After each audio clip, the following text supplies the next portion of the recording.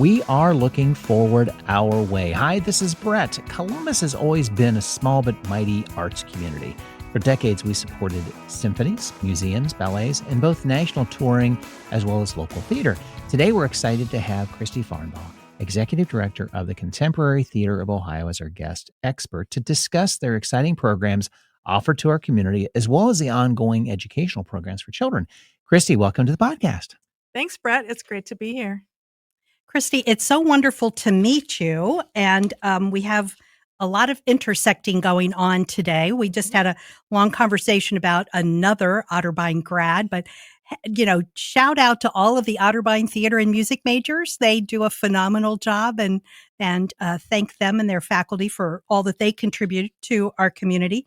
But also, Christy found out about us through her son, Kyle, who's the executive director of the Fran Ryan Center. Kyle was with us on a podcast a little earlier in 2025. And so he told his mom about us, and thank goodness we've got her on now to add to our program for this new year. Christy, you've been in the theater with the in your current position for about 6 years. But you've also held positions at the Ohio Arts Council, as well as other nonprofits, and doing some private consulting. Tell us more about you and the path you followed that has taken you to the Contemporary Theater of Ohio. Sure. Thanks, Carol. I was thinking as you were talking about Kyle, he's probably this is a full circle moment for him, right? He's usually Christy's son. Yes. And in this moment, I get to be Kyle's mom. Exactly. Exactly. It's probably like, finally, right? Yes, exactly. Yeah. Yes. And Kyle will be back to visit the center here soon. So Great. Well, yes, very, very proud of him and the work at the Fran. The Fran is an amazing place, and I love that it's wellness in the arts. And so we'll talk a little bit about that for the theater too. But, as far as my path, as you said, I'm an Otterbein grad, and we're all doing great things in the world, right? Where everybody's doing good stuff. I was a music major. I was a trumpet performance major and got a business administration minor, and wasn't sure what I wanted to do about that at the time, but it's all kind of worked out. I have always worked in arts administration most of my career. I did a little work for Hilliard Schools once upon a time, and worked for the National Association of Women Business Owners, NAWBO Columbus. Yes. Right before I came here, right before the pandemic. So, but have always been in nonprofit management, mostly arts administration. It's the only thing I've ever really wanted to do. Mm-hmm. And that really came from I started as an intern at the Columbus Symphony, my spring of my junior year. Oh, wow. And there was an Otterbein graduate, Carol Lee Micah, who was the marketing manager at the Symphony, and she called Gary Tyree, the then band director at Otterbein, who you likely know. Yes. Gary was a larger-than-life figure who really helped me get to Otterbein. I grew up in the rural southeastern part of the state and probably would not have gone to college. I didn't think college was in my future, and was in an honors band my senior year, and Gary sort of plucked me out of the group and said, I want you to come to Otterbein. And I was literally like, who was he talking to? It can't be me, right? Mm-hmm. And he made that happen. And I realized he passed about 6 or 7 years ago. And I realized that Gary had done that for lots of kids. Like nearly every high school band director in the state of Ohio had either been a student of Gary Tyree's or been to some kind of event or program or workshop that he put on. Right. He touched everybody. Yeah, he did. And he did. I laughed then. I think I was Gary's girl. Gary had lots of boys and girls, right, back then. Lots of young people that he just saw something in and recruited for the program. And Otterbein had a great music program, which was really why I chose to go there. And then that led me to I started out at it's called the Ohio Arts Presenters Network. They still exist. They're 50 years old. We were a service organization for performing artists and presenters like CAPA. And that was my first job. And I joke about it now because I've now come through a pandemic. But at the beginning of my career, I followed an executive director who had embezzled money. So I got hired as an executive director at 21, right out of college. I turned 22 a couple of weeks later, but I started the job at 21.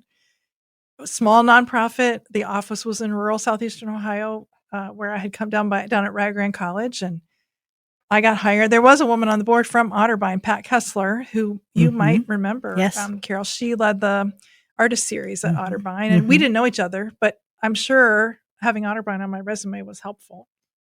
So I like to tell young people, when you start that way, you can only go up, right? There's only you can only get better. Well, and they thought you were too naive to embezzle again, so they were right. And that started my journey of understanding the power of mentors.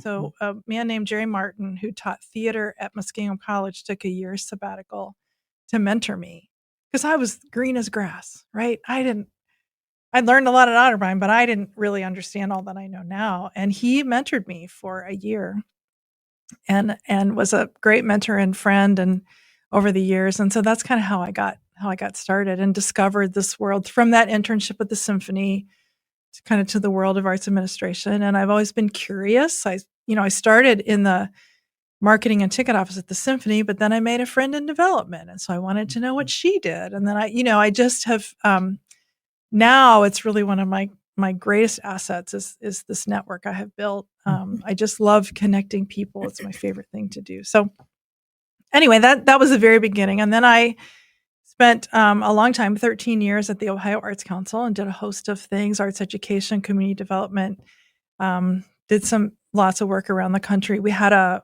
$1.1 million grant from the Wallace Foundation to look at arts participation, and that was great and awesome work. And then by that time I had got married and had a couple of boys, and my boys were 10 and 7. And I was like, ooh, if I don't sort of pay attention here as a mom, this is all going to be over and go really fast. And so that led me to go to work for Hilliard Schools. I had been on bond and levy campaigns for the school district for 10 years, back in the 90s when school districts were on the levy every couple of years. And I loved that work. I loved that political strategy work for the school district. And then that led me to be business and community partnership coordinator for the district. So I raised money and found internships for students and worked on, at that time, they had started a senior capstone project, and I helped find businesses. And it was fun. I loved it. And my kids were in, middle school, late elementary, middle school. And I could stop by the school and read a book to kids. It was awesome. And it was in the community where I lived, and I got to roll up my sleeves and try to make a difference in the community. And then in November of 2009, I decided I wanted to be an entrepreneur. And we remember what was happening in 2008 and 9? Yeah, nothing. Crazy times in a big recession. But I had been doing work for the Jazz Arts Group, where I was consulting when they started their jazz academy at the Lincoln Theater. And we wrote a grant to the Doris Duke Foundation. And surprise, surprise, we asked for $250,000 and we got it. And we built a project around the first ever really jazz audiences initiative. It was a study of jazz audiences that had never been done before. It was a national project. And we were looking at, because everybody was still are wringing their hands about the older audience and how do we get new people in. And that had never really been studied. So I helped write the grant, and then we got the money. And then JAG said, hey, we need somebody to manage this project. And I was kind of ready for my next thing. And will you be the part-time project director? And I said, sure. And I'm going to start a consulting business. It's called Strategic Links. And I'm going to build the rest. And people said to me, oh, recessions are great times to start a business because you can only go up. There's a theme here, you guys. So I did, and I built the business. I had a whole book of business doing grant writing for nonprofits, strategic planning, board development. I still do a very little bit on the side. This is a big job. I don't have a lot of time to do that now, but loved that work, did that full time for 6 years. And then that actually led me back to the Ohio Arts Council for a second stint for a couple of years there. I worked on innovation and community development and some great stuff, that work. We'll talk about that in a minute. I think one of the projects I did at the Arts Council we'll circle back to was the work on creative aging. So using the arts with older adults, which I loved, just loved that work. And then did that for a couple of years, and then it was time for another change. And that's when I went to NABO, Columbus.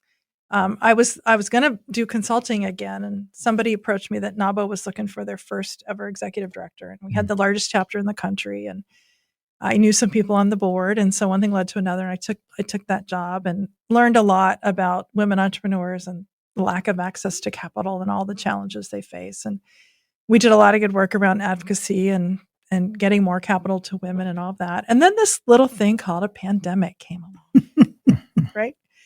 And I was in November of 2019, I was reading Business First, and I saw that CATCO, at the time CATCO, was Steven Anderson was retiring, and they were going to split his job into two with an artistic director and an executive director.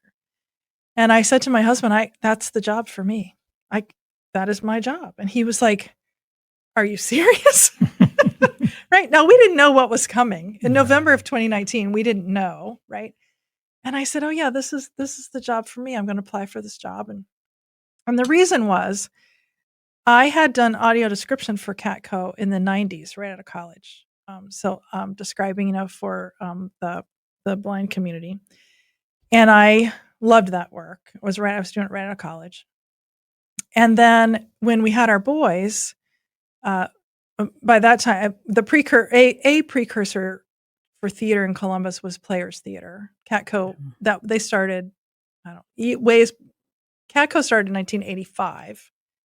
Players had been in existence many years before that. They started as the Players Club over at the Columbus Performing Arts Center.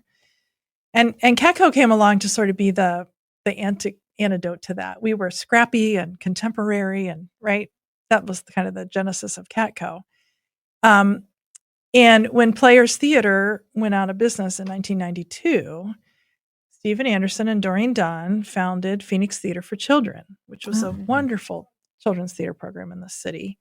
And we started subscribing that to when our oldest son was 3, when Corey, Kyle's brother, was 3, we started subscribing to that. So for 10 years, I was around CATCO and Phoenix Theater. And so I was like, this is like a full circle moment. This is it, right? So I went through the whole interview process, and on Friday, March 13, 2020, at noon-ish, the board chair called and offered me this position. And I happy and gratefully accepted. And Steven Anderson called me at 4:00 and said, congratulations, I'm so happy it's you. And I guess I should tell you we're closing the theater tonight. And by 5:00, the theater was closed. And by the time I officially started April 15th, it was all shut down. We canceled 67 performances and then didn't make live theater for 18 months. We can talk more about that if you want to. Can only go up, right? It can only go up. Exactly. Right there. As I have reflected on this, right, there's definitely a theme in my career about only going up and persevering and all the things I thought I professed to know in my interview. I didn't know anything about dealing with the pandemic and the things we had. We'll get to that. Luckily, we were all in that same boat. We were all in the same Nobody boat. knew what to expect or which step to take. Yeah, correct. And the theater community, which Brett referenced in the opening, really, we all came together and figured it out. We met every week. The executive directors of the arts organizations in town met every week on a Zoom call and just were, are you opening? Is it safe? When can you, and honestly, performing arts were the last to open. If you had outdoor space, the conservatory or the garden at the museum or whatever, some other organizations got to open sooner than we did. And there were lots of reasons for that, which we can talk about. But yeah, and so here we are. We made it. We're still doing our thing. We've changed some things, changed our name. We can talk about that. But yeah. Well, there are a couple of themes in what you've said. First, I do have to give another shout out to Otterbein, because one of the best things they do to prepare students, even way back when you and I were there, is to provide internships, mentorships, and the academic counseling to have you do a business minor with your arts degree. Somebody was on top of an artist cannot only exist on just their art. Well, and Carol, I knew I play trumpet. So I wanted to keep playing my trumpet. And I knew I didn't want to teach public, I didn't want to be a music educator. I didn't really know what else. And that music business program they had was really kind of burgeoning and just starting back then. Mm-hmm. And I honestly had kind of tricked my parents into going, like, they loved Gary and they supported everything I ever wanted to do in music. But I knew I was the first in my family to go to college. My mom had gone to secretarial school and my dad went to heavy equipment school. But this was all new for them. And so I'm sure when I said, I'm going to be a music major, they were scared. They didn't say that, but I'm sure they were. And so in my 17-year-old mind, if I also said I was a business major, I think my parents thought I was a business major with a music minor. And I was actually a music major with a business minor. And it all worked out. And today they would, they would say they were proud of me in that. But I completely understand. When I was in graduate school, I suddenly had a sociology major and a business minor. I was like, what do you do? Right. But the other thing, though, too, and there are kind of a couple of themes that Brett and I touch on, regardless of who our guest is. One, many of our guests are literally into another career, another path in their career, encore career, which you've done, sort of like remaking your career path as it came along. The other thing, though, too, is this notion of, we laugh about all the Otterbein connections that I have, but Columbus is a really small town. It's a big city, but it's a small town. Sure. And when I taught networking workshops to my clients, I always said, and students and clients, I always said, poor Kevin Bacon has 6 degrees of separation. In Columbus, it's only 3, and I'm Italian. It's only 2 because we're all related. Yes. So just thinking back on from the mentor you had from Muskingum College, the faculty from Muskingum College, to the people you know today, not only is it helping you do your job, but then you in turn can pay forward to mentor the young people coming up in that career path. Absolutely. And it is so much easier to do in Columbus than many other places. Yeah. So kudos. And I think sometimes I've used my own son my older son. I think they underestimated the power of the network and how it can help you and help them. And again, it's that reciprocity, right? To your point, I'm always about who can I help connect and make that magic and then get out of the way. Right. Yeah. Right. Exactly. And that's another thing I sort of love about this podcast is that we do that. We have people who come on and then I'll be emailing so-and-so and say, we just had another guest and you might want to meet them. And let me introduce you and that kind of thing. But it really is, young folks have a very strange notion of what networking is. And and I think part of it is just absolute fear that they have to find a job, but they don't realize that networking isn't to get a job. Networking is so that your path to a job is better, is easier, more complete, more information, that sort of thing. And then you have to give back. Yeah, so, for sure. Yeah. Let's go back to your thought about the name change. Let's talk about, what led to that change. What were you before that? The thought process, and kind of give a shout out on, okay, we were, but we're now this kind of thing too. Yeah. So again, CATCO was founded 41 years ago, 1985, by Jeffrey Nelson. And as an aside, Jeffrey will be back in Columbus for our production of Primary Trust in May of 2026. And we can't wait. We're so excited. He went on and had a career in Louisville at the university. And so he's coming back to be in that play. Nice. We just love it. It's like an extension of our 40th anniversary, right? And we're in contact with him, and he loves the work we're doing. And the play, he's like, if Primary Trust had been written when I started the theater, that's the kind of play we would have done, right? Contemporary work is contextual to the times, right? Mm-hmm. So when I was interviewing, again, I have after I went to Otterbein, I stayed in Central, other than when I went to Rio Grande, I have stayed in Central Ohio and worked in the arts in Central Ohio, and I knew CATCO and I knew Phoenix Theater for Children, and I was asking everyone I met in the community, there were community vetting committees and conversations, what differentiated CATCO from all the other theater companies in town? And there are many. At the time, someone said to me there were 50, 65 I don't know, lots from small community theaters up to professional like us and Short North Stage. And so I kept asking people, what differentiates CATCO from all the others? And the answer was always, we're the oldest and the biggest. Neither of which is true. and biggest by what measure? Yeah. By the actors you hire, by the revenue you produce, like by the size of your theater, by Size what of measure? your schedule. Was the measure. Could be, right? yeah. So because I have done a lot of work around the public value of the arts and the value proposition of the arts and why the arts matter to people and communities. That thing about being biggest and oldest just didn't sit right with me. So we gotta get, if I'm chosen for this job, we gotta get a little clearer about that, because we've always been in a time, the arts, of competing for very scarce resources. Mm-hmm. We need to house people and feed them and do all those basic things on the bottom of Maslow's hierarchy, right? And when that's all taken care of, they also will benefit from the arts, their bodies, their spirits, right? So we need it all, and the resources are scarce. So fast forward, I came in April of 2020. We did a national search for our artistic director, Lita Hoffman. And Lita came in August of 2020.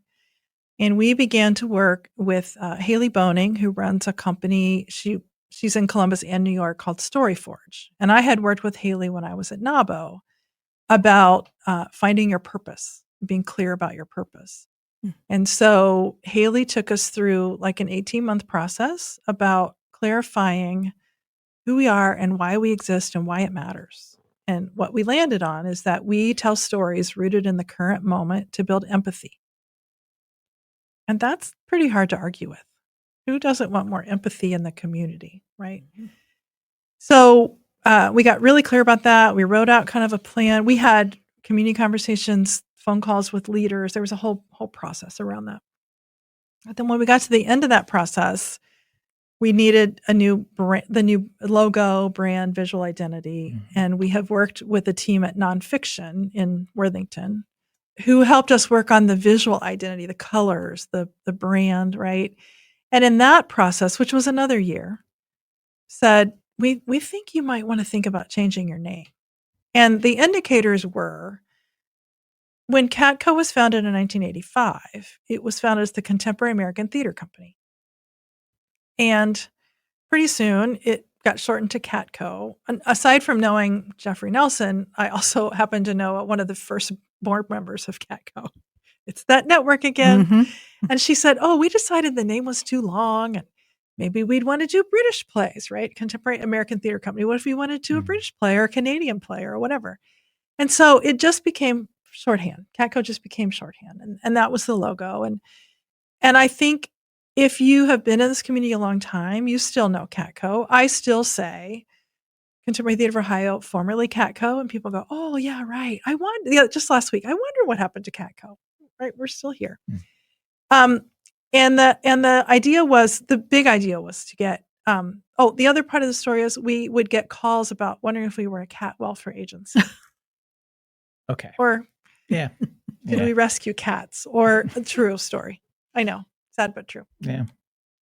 So what we decided with our board, Lita and me with our board, is that putting contemporary and theater back in the name was really important, to tell people very clearly what we do and to help the artists, all the artists who work for us, help them better distinguish where they were working, right? And the Of Ohio piece came about because we're in the capital, we're in the middle of the state. And so we wanted to plant our flag and say, we're here. We think in time, Of Ohio will drop off. Our shorthand version is the Contemporary, and we're working to build that brand. We have a new website coming out at the beginning of 2026. And so that's another chance. When we first changed our name, Brett, to your question, we did videos and we hosted Zoom calls and we talked with donors and subscribers about why and what we were doing. And ultimately, there wasn't really any pushback because I think we were so thoughtful and we paid attention to the data and the feedback. and changed the name. And we're still living into the new brand. I think the website will be a helpful another Right. tool. Mm-hmm. Well, given that we were rolling through the pandemic and sort of scrambling to reopen and all, was this a good time to go through this kind of a change? It really was. Okay. So it was almost a convergent of, 3 or 4 sources, right? Brand new leadership, artistic and executive, a pandemic, Mm-hmm. this idea of not knowing what was coming, right, up in the future. When we worked with Haley used to say the pandemic provided cover for the change makers. Right. Mm-hmm. Yes. So Yes. we were effectively not really shut down. We made virtual work, and we can talk about that, but essentially we were closed. Mm-hmm. And for many months, the only staff was Lita and me for the company. It was a great time. It was a luxury that you don't often get because we're always building the planes while we're flying them, right? Always. Yeah. So we did have this moment to pause and say, who will we emerge from this pandemic? So the Contemporary Theater of Ohio produces professional theater right here in Columbus, hiring local artists, creating work for and with the community. Why is it so important to have a producing theater like this in central of Ohio? And what role does the theater really play in building those community connections? Yeah, great question, Carol. So I want to talk for a second about the arts ecosystem, and particularly the theater ecosystem, right? In the arts ecosystem in the city, we need it all: the performing arts, visual arts, film, dance, right? The museums, library, all of it, for different reasons. Different, different people have different things they like, different aesthetics, right? The theater ecosystem goes really, as we talked about, from the grassroots community theaters like MedLab or Available Light, right? Who have a group of people, sometimes a resident company they like to work with, and they want to tell stories. We're all about telling stories. And then you move up, a little more to like Columbus Children's Theater, CCT. They're using their acronym now, CCT, right?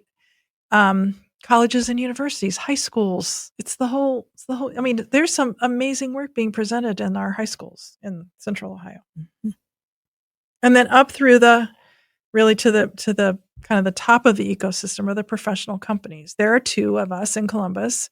The Contemporary and Short North Stage are the 2 professional companies.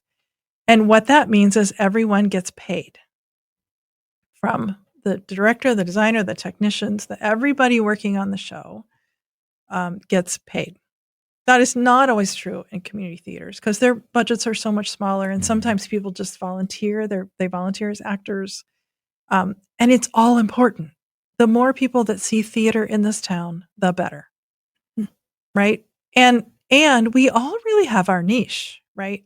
Oh, I should say, I got to us in Short North. And then on up the chain is Broadway, right? The touring shows that come through at Kappa for Broadway. And we need all of it. I mentioned Broadway. Let me say this.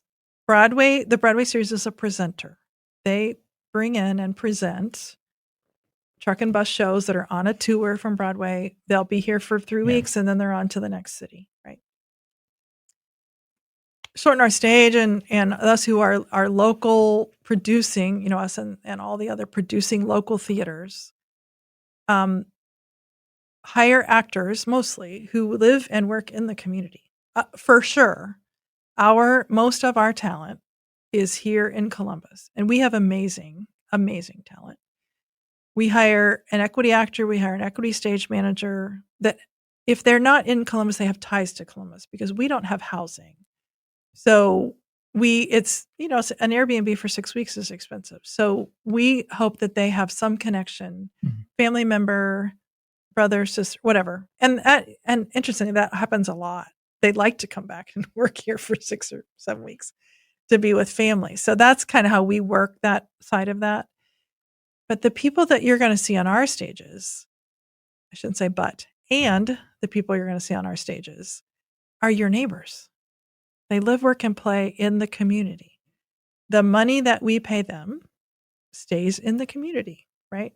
the money that we pay that the Broadway actors make goes on that bus and on to the next town, right? Again, it's all part of the ecosystem. But what we do is really producing this work right here, right? So that set designers, costume designers, lighting designers can stay in Columbus and make a living. We're not quite there yet. We're still working on that ecosystem. And when it happens for theater, guess what? It happens for film and dance and the symphony, right? That you could make a living as a lighting designer, right? I mean, TJ Gerkens is a great idea, right? TJ is from Otterbein. TJ is at Otterbein. He's a world-class lighting designer. He lives in Columbus. He goes all over the place, but his home base is Central Ohio, right? So we'd like more TJs. You know, we'd hope our vision is to build and support that ecosystem so that actors and creators and designers can live, work, and play here, make a living, and have healthcare. So it's not just building your theater. It is that whole system. I hadn't really, that's wonderful. I hadn't thought of it in that. I think of it as competition. You know, if they don't go to the Otterbein play, they're going to come to your play, kind of thing. Yeah. And it's not. It's the opportunity to go to both with professional artists in both. Correct. Yeah, both and, right? It's a basic principle of theater is both and, right? And we do have people who are Broadway subscribers. They subscribe to us and they subscribe to Otterbein. Or they, right? If you love theater and you love storytelling and theatrical storytelling, people come to multiple things. And hopefully we don't overlap too much, right? I was thinking a minute ago about our niche, right? So you might think, oh, there's a lot of theater. But at least at some level, we all have our own niche, right? So we are telling stories that are contemporary about current relevant issues that matter in the community today. And there's I have lots of examples of that. A couple of years ago, we did 9 to 5. Well, 9 to 5 is an older play. A lot of our work is written in the last 10 years. 9 to 5 is more like 40 years old. But the issues of gender pay equity and workplace harassment are still issues. It's not new, right? Yeah, exactly. The Columbus Women's Commission is still working on workplace equity and pay equity, right? So that was a wildly successful show for us, right? We are going to do one we'll talk about this later. We're going to do Zsa African hair braiding in March of 2026. And that takes place in a hair salon in Harlem. And as the play unfolds, it's funny it's hilarious. And you get to meet all these women, and then you learn that they have mixed immigration status and what that means in their lives. That's a very real issue. And the playwright who has ties to Ohio State, Josh Lambijo, wrote that play 5 years ago. Probably more relevant today than 5 years ago, right? Exactly. So, and we do all that. We don't want to be preachy. We want to do it through humor and through creating a safe space for conversation. So we're very attentive to bringing you in, telling you a story, and then not letting you just go out into the world with no way to process that. So let me give you another example. We did a show 2 years ago called The Worries of Wesley, and it was about helping young people deal with anxiety. All kinds of anxiety, school, family, world, whatever.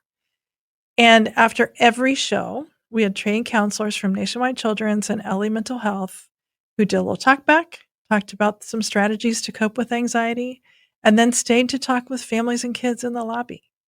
And guess what? It was focused on kids' anxiety. And in fact, adults asked a lot of questions in a very safe space to do that. And that is available. Is that correct? It's on a video now? Is. Yes. Yeah. So we got a grant from PNC Arts Alive to record that.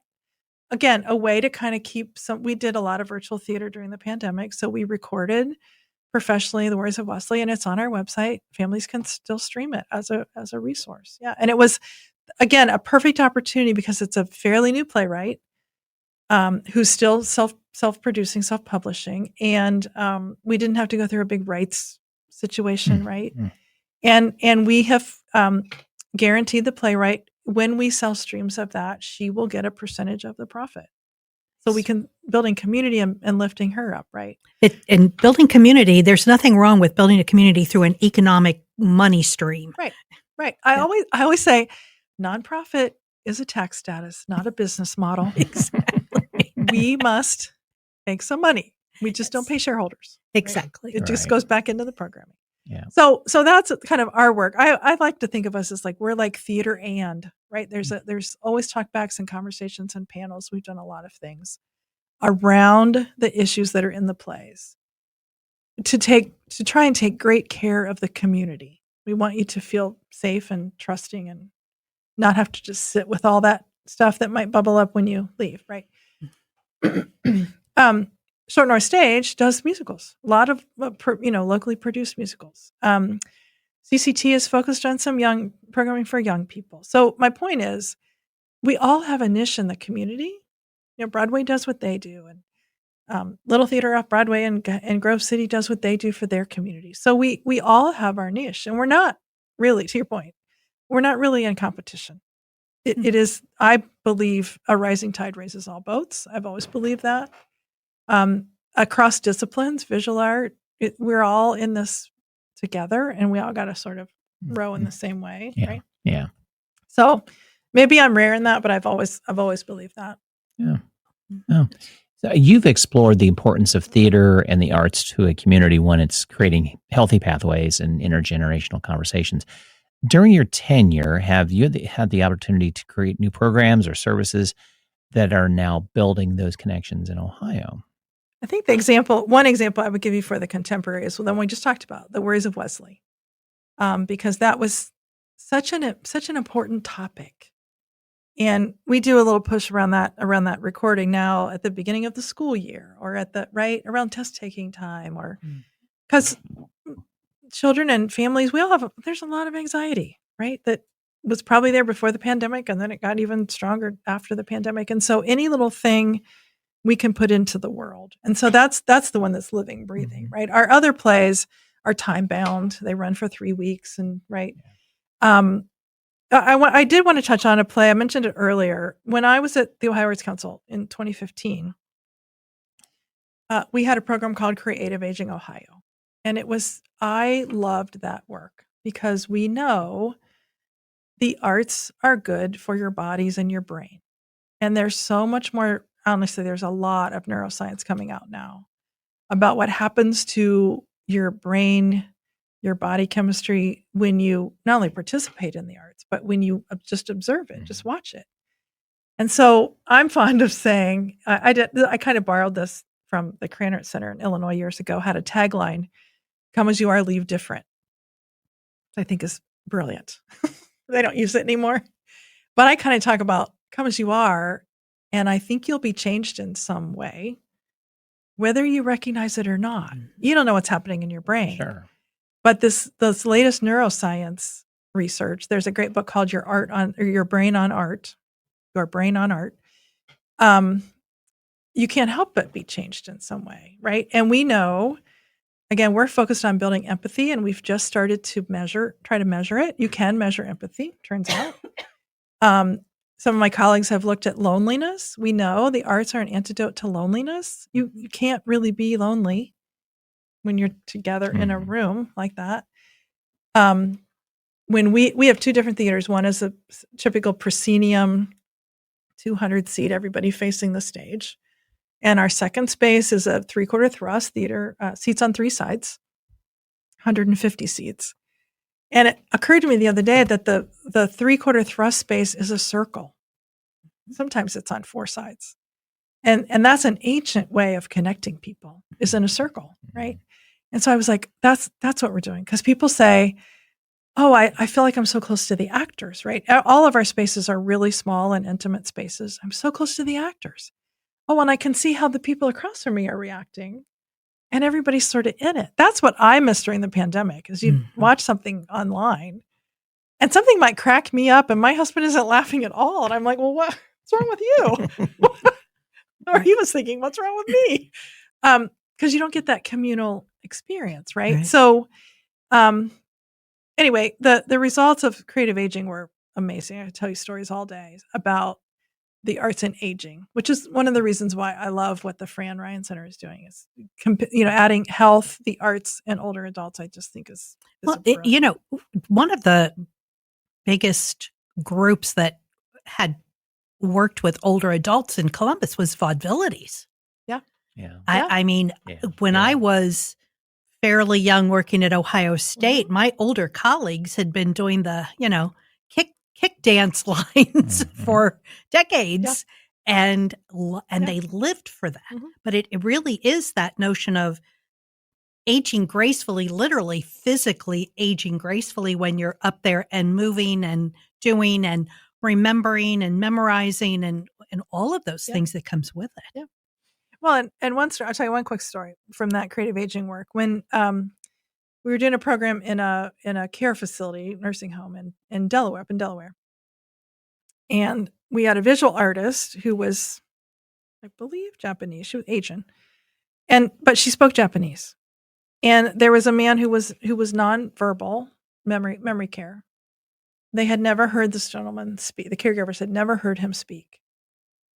And the artist got to working with them, and I don't know what they were painting or drawing, what they were doing with her. And he suddenly started speaking in Japanese. And no one could understand it except her. And basically it was locked inside of his brain, and something she did through the visual arts helped him express himself. He had been in World War II and had been in Japan. And anyway, all that came out because they were painting and drawing. And there are lots of stories like that. The stories I hear every night in the theater, right, about it might just be a line from a show. Yeah. Right. It just opens up something in you. What I believe is, to your point, Brett, about does it go out in the community? Here's what I believe. And I have data to prove this over the years. The arts build assets that live in people for years.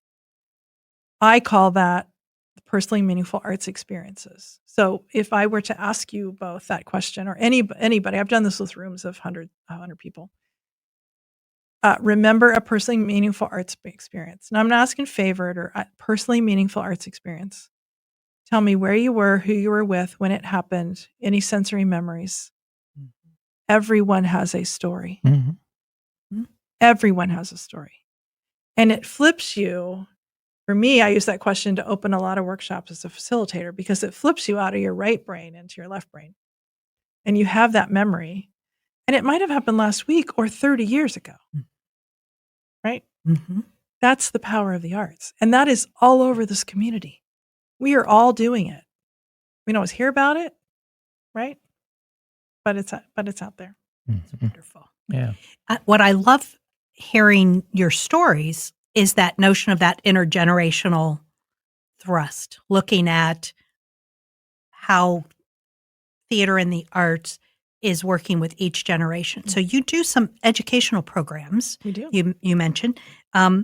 You have an artist in residence program, Saturday workshops for the kids at both the Rife and McConnell Centers, camps, the video. Do you have a favorite of any of those? Oh, Carol, that's like asking me to pick my favorite child. Well, we know Kyle's your favorite. Just don't tell him. Oh, no. Don't tell his brother. Oh, Carol, I'm not going there. We know. Oh my gosh. I don't think I have a favorite, but let me tell you what I love about our process is it meets kids where they are, and it helps them unlock things. And just like we were talking about for humans or for adults, we do that for all humans, big and little. We start with a writing process. So our Saturday morning musicals, our 20-week residencies in schools starts with having students, young people, write their own play. And we have wonderful artist educators who do that work. I don't do that work. Remember, I didn't want to be a teacher. I don't do that work. But we hire Steve Hiller as our education director, and he hires wonderful artist educators who go into classrooms or after school programs or Y's around the city. And it always starts with the creative process of writing. Just a basic academic need. Kids need to know how to write. And they can adapt to play, or they can develop something from scratch. And I'm here to tell you, young people have a lot to say. And we start with 5-year-old and go up. They have a lot on their minds. They have a lot of things they want to say, a lot of stuff they're trying to process. And so the artist educator, I've seen their process, helps them get that all up on flip charts and all around the room. And then they refine and refine and refine and hone that into a script. And then the second part of the residencies, and if it's a Saturday morning musical, it's 10 weeks or 15, depending on where it is, 10 or 15 weeks. The first few weeks, right, are the writing, and then the next few weeks are and putting that the performance. It's less about the performance, it's more about the process. But we know in the arts, there has to sort of be that thing you're working towards. It's motivational to have a performance. People are going to come and see you. We're not trying to necessarily build the next group of actors. Maybe some of those kids will become actors. We have stories about that.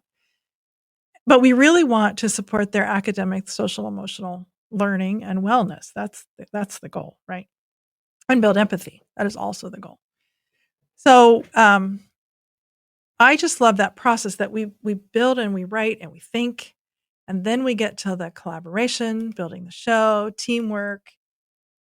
So, some kids are better. They're now better public speakers, right? They find that sort of self-efficacy. They find that who they are, right? And they blossom. So that's what's kind of constant between all of our education work. And education has been a hallmark of CATCO since we merged with Phoenix Theater for Children in 2010. That's when that merger happened, was in 2010. So that's a really strong part of our work. If a school system was interested in introducing this program, do you have that ability to add into other locations? Okay. Yeah, we sure do. And just contact you directly. Contact Steve Hiller, our education director. He's on our website. Just go to our website. Right. And find Steve Hiller, our education director, and he's your wonderful guy. Yeah. Yeah. Yeah. Because sports doesn't do it for everybody. Right. Kids need other outlets. Wonderful. Yeah. Thank you. Right. Thank you. Again, we need it all, right? Yeah. Exactly. Well, and to that point, the arts are important to a kid's development, whether it's music, visual arts, or theater. Could you talk about maybe some times you've seen or heard about the power of theater in a child's life? Oh yeah. I mean, how long you got? How long you got?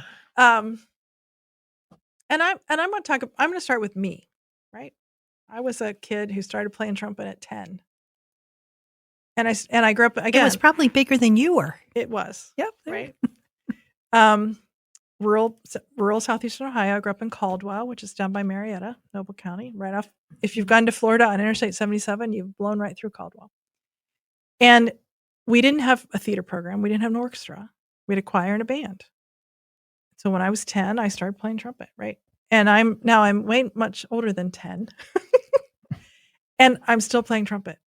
I play every week in the brass band of Columbus.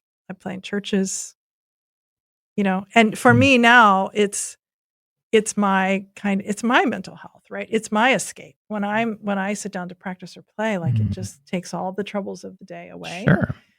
So, I was a kid who were it not for music and trumpet playing, would not have gone to college.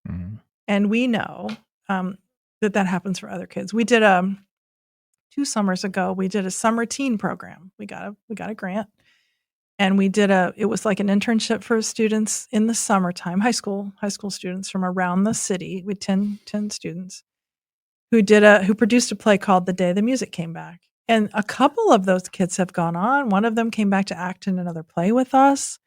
So again, it's building their pathway, mentoring. We also taught them how to write a resume, how to network, how to interview. We built some career skills around that, right?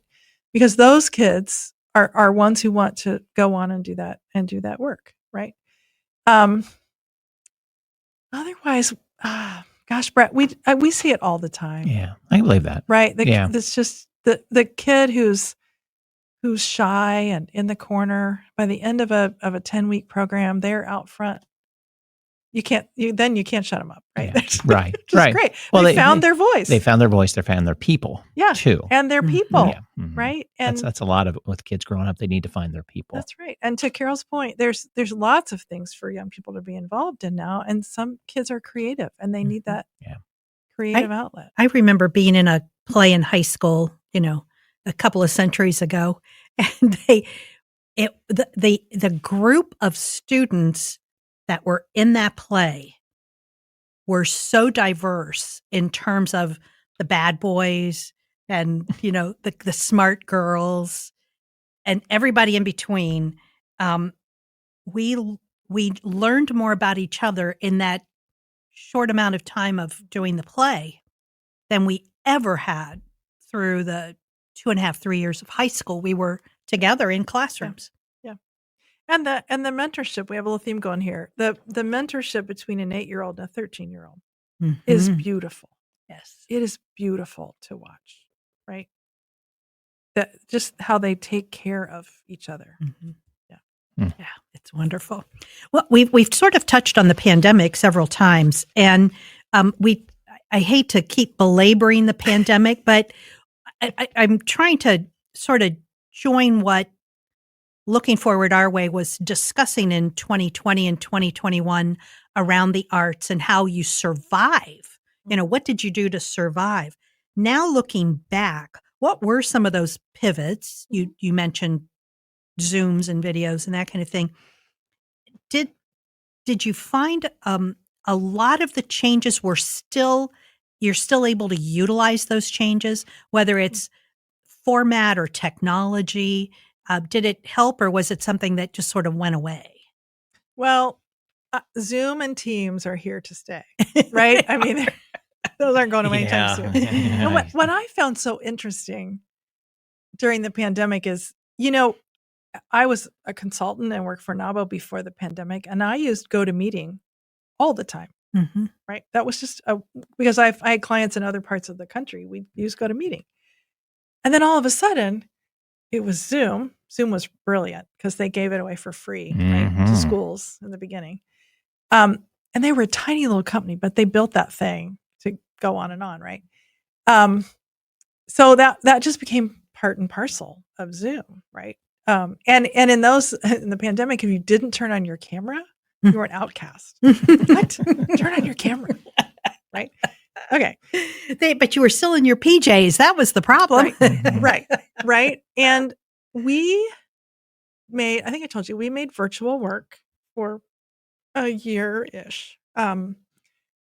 Lita came in August of 2020 as our artistic director, and we decided, and by that time we had laid people off, and because we're a professional company, Actors Equity, who are it's the same union that Broadway actors are a part of. And, the pandemic hit the hardest in New York in the beginning, and equity actors died. And so they put hard lines in the sand because no more people were going to die on their watch, rightly so. And so we became about keeping people safe and risk management and, all the navigating new territory, right? And early on, we'll never go back to this, but early on, we couldn't have actors and audience members within 10 feet of each other. So the times we measured our theater to see if we could even do it and even make it cost effective when things started to open up.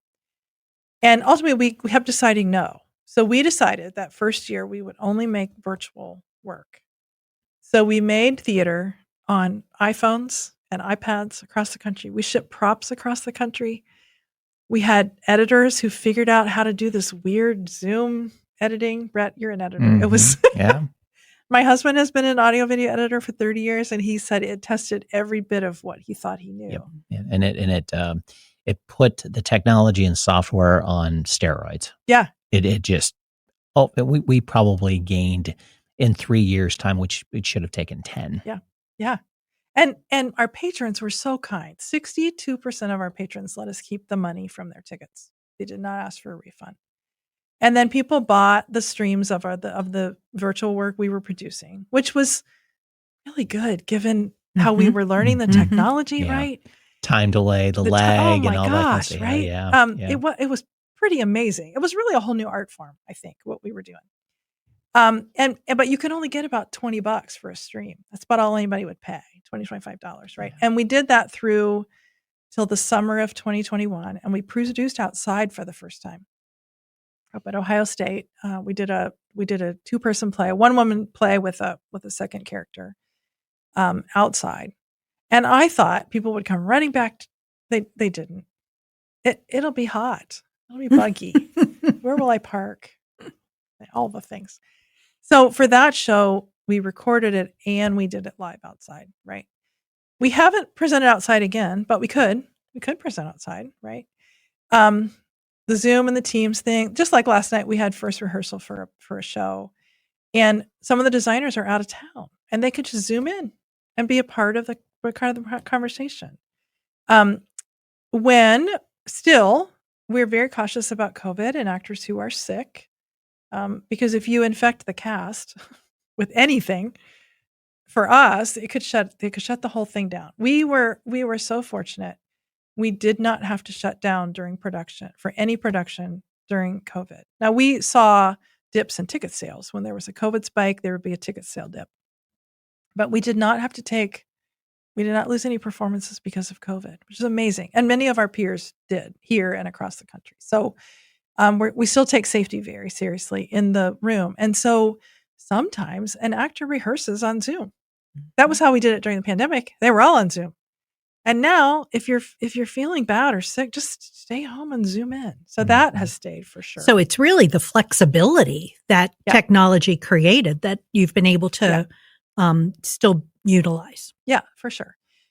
We don't have the resources to do everything virtual and on stage. There are some companies across the country that are still doing virtual as a supplement. And there's some research about that actually increases revenue. But we're a small team. We have 5 full-time people. We're a very small team. And so right now we're not making that virtual work, except in the case of like Worries of Wesley, where we filmed a performance and put that online. That's new technology. We've never done that. We worked with Buckeye Interactive as a partner to figure out how to put that up and make it streaming. And we charge a little bit for it. Again, some secondary income for us. We didn't know how to do that. Buckeye Interactive helped us do that as a partner.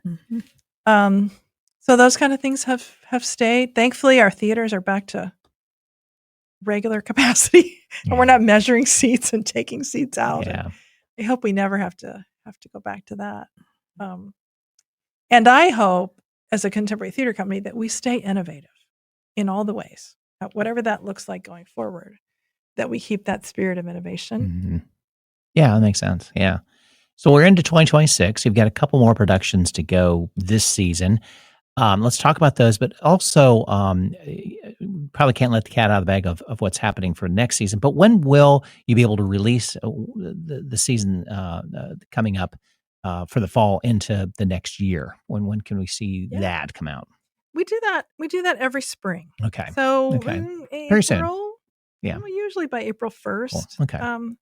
We do a season announcement, and we've done a host of things. We've done something at the theater where we had some songs and dance, some songs and some actors and some directors talk. And then last year we did a little thing at Land Grant Brewery where we just had some even cocktails better, and right. Just so here's the season, and here's what we're gonna do, and we'll help to announce that as soon as we can. But it'll be in the spring, of 2026. Coming up, we have Jaja's African Hair Braiding, which will be in March. Again, really wonderful, hilarious play, 90 minutes. So a lot of our plays are only 90 minutes. So you can have dinner beforehand and, be home by 10.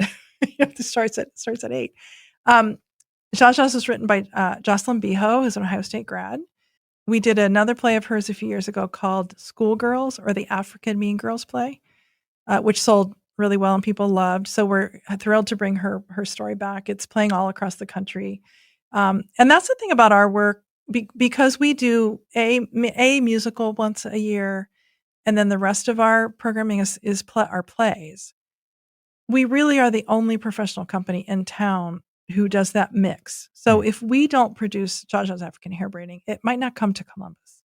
And it's all over the country. It's in Cleveland and Cincinnati and Pittsburgh. And so I'm really proud of the fact that we can bring it here. But it's about a story. It takes place in a beauty shop in Harlem, and it's a braiding salon. There's going to be beautiful wig work and beautiful braiding. We're partnering with hair braiders in the community, and that's another hallmark of our work, is we just build partnerships like crazy. And you hear the various people of the neighborhood come in and out of the shop. It's just typical of what happens in a beauty shop, right? Mm-hmm. And then as the play goes, you discover that the women working in the shop have mixed immigration status, and what that means to their life and their family and their safety. And so that's Zsa. And then in May, the last show of the 25-26 season is called Primary Trust. It's a Pulitzer Prize winning play. And it is about a young man, he's in his mid-30s, who loses his job. He's worked in a bookstore most of his life. He loses his job and kind of consequently his identity. Like, who is he? This has been his job all these years. And he spends most of his evenings in a tiki bar. It's going to be a really fun set to build. And you learn that, I don't think I'm giving anything away, but you learn he has an imaginary friend that he's had for years, which came about from some trauma he had earlier in his life. And as the play goes on, again, 90 minutes, and at the end, he learns he really can go on. He gets a new job in a bank, Primary Trust, hence the name. And he learns he can cope without this imaginary friend. So there's a theme there around men's mental health. Mm-hmm. And we're going to work again with LA Mental Health and some partners to make that space to have that conversation about men's mental health, because there's definitely stigma there. And, right. Men don't always like to talk about those things, but we're going to try to make a safe space for that. Right. Yeah. And then we'll announce a new season in the spring, and there will definitely be a musical. I know what that's going to be, but I can't tell you. Mm-hmm. You'll have to tune in and see what it is. And you bring in the musicians from who plays then? Local okay. musicians. Gotcha. Yeah. Okay. Yeah. I didn't know if you pulled in from like the symphony or that sort of thing, or just they may also play. Depends on the music, right? of course. Yeah, of course, for sure. But we tend to do because of the size of our theater, 4 to 5 piece bands. Okay. We have some, just like the actors, we have amazing musicians in this town. Mm-hmm. Sure. Oh, yeah. And so we hire, everybody gets paid. And yeah. Okay. Very nice. And we're going to have all of this information in our resources when we post this podcast, and links to how to find out what's going on. And we'll include everything in our Facebook page and on the website. So very good. So, Christy, we always ask our guests for last words of wisdom. Is there anything, suggestions or advice that you have for our listeners today, talking about the importance of theater in a community? Yeah. Of course, Carol. Of course I have words of advice. I would say... Who said you're not an educator? Right.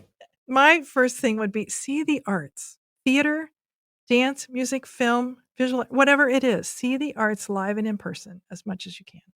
It's good for the community. It's good for your body and your brain and your mind. Do something, like, why not, right? Do something, when you can. Ways to connect with us, visit our website, thecontemporaryohio.org. All the information's there, and it's a new site as of about January of 2026. So I think when this airs, it'll be a new website. Purchase a ticket. We have lots of ways. If cost is a barrier, the first 2 previews of all of our shows, we run for 3 weekends, are pay what you want. And we really mean that. From $5 to $100, whatever, pay what you want and come see the shows. We have a wonderful sponsor, the Robert Weiler Company, that helps subsidize that program. So come, we have student discount, $20. Students can see a play for $20. Enroll your child or grandchild in one of our education programs. There are locations all around the city. We work with some Parks and Recs programs. So hopefully there's something in your neighborhood.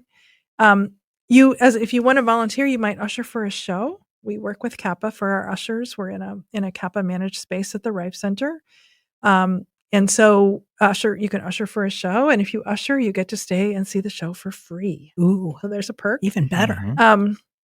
You might serve on a committee. We have all kinds of committees at the board, programming and marketing. We have a booth every year at the Columbus Arts Festival. You could volunteer at the booth. We just were at the Chambers Clam Bake. You could volunteer at the clam bake. It was so much fun. Yeah. And then on the education side, again, enroll your child, but maybe talk to your child's principal or a teacher, or we kind of work, school by school, and so we'd love to see if there's a partnership we could build with a school or a rec center or in the community and expand that network. Wonderful. Nice. Well, many thanks to our expert guest, Christy Farnbaugh, Executive Director of the Contemporary Theater of Ohio, The Contemporary, for joining us today. Listeners, thank you for joining us. You're going to find the contact information and resources we discussed in the podcast show notes and on our website at lookingforwardourway.com. And we are looking forward to hearing your feedback on this or any of our other podcast episodes. The views and opinions expressed by the experts interviewed on this podcast are their own and don't necessarily reflect the views of the podcast hosts or any affiliated organizations. The information provided in these interviews is for general informational purposes only and should not be considered as professional advice. Listeners are encouraged to consult with qualified professionals for specific advice or information related to their individual circumstances. The podcast host and producers don't endorse or guarantee the accuracy, completeness, or reliability of any information provided by the experts interviewed. Listener discretion is advised. The views and opinions expressed by the experts interviewed on this podcast are their own and don't necessarily reflect the views of the podcast hosts or any affiliated organizations. The information provided in these interviews is for general informational purposes only and should not be considered as professional advice. Listeners are encouraged to consult with qualified professionals for specific advice or information related to their individual circumstances. The podcast host and producers don't endorse or guarantee the accuracy, completeness, or reliability of any information provided by the experts interviewed. Listener discretion is advised.